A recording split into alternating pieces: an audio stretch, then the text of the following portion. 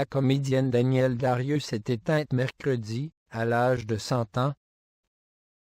Elle s'est éteinte à Bois-le-Roi dans l'heure.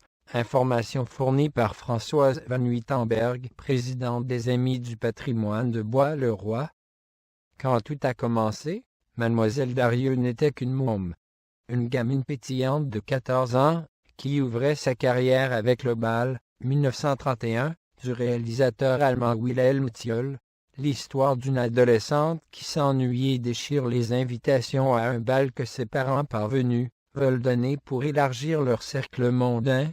C'était sa première apparition au cinéma, son premier rôle, son premier film. Elle en fera 103 au total. On ne sait évidemment pas, alors, qu'elle va accomplir une carrière extraordinaire, mais déjà, la petite fiancée de Paris impose son jeu naturel, sa voix particulière, sa joie communicative, sa spontanéité attachante. Tout le monde disait « Ah, la petite fille, s'est souvenue un jour en souriant, c'est elle qui deviendra l'une des plus grandes vedettes du cinéma, à l'exceptionnelle longévité. » La débutante de l'entre-deux-guerres, d'abord cantonnée à des rôles de son âge, de jeune ingénue ou fantasque, devient vite l'actrice préférée des Français. Même Hollywood lui tend les bras. Elle y tourne son premier film américain en 1938, mais s'ennuie dans son exil doré et revient. Elle y retournera dans les années 50.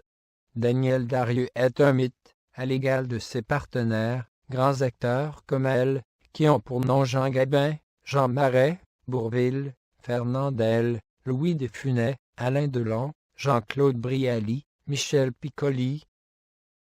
Les plus grands réalisateurs l'ont fait tourner.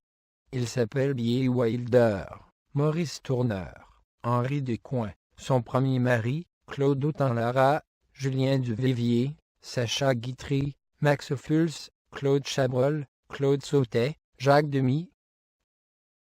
Dans Les Demoiselles de Rochefort, elle est la mère des jumelles jouées par Catherine Deneuve et sa sœur Françoise d'Orléac. C'est la seule femme qui m'empêche d'avoir peur de vieillir, disait Catherine Deneuve Darrieux.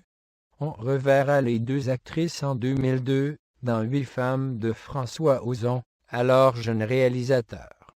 C'est son 99e film. Elle chante comme elle avait chanté souvent, à ses débuts, dans des comédies musicales. Dédé n'est pas qu'une comédienne, éclatante dans tous ses rôles, tous les genres. Elle chante très bien.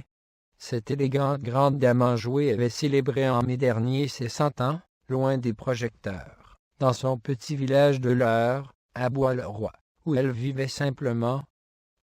Elle s'était retirée des plateaux de cinéma et avait quitté les écrans, avec pièces montées de Denis Granier de Fer, en 2010.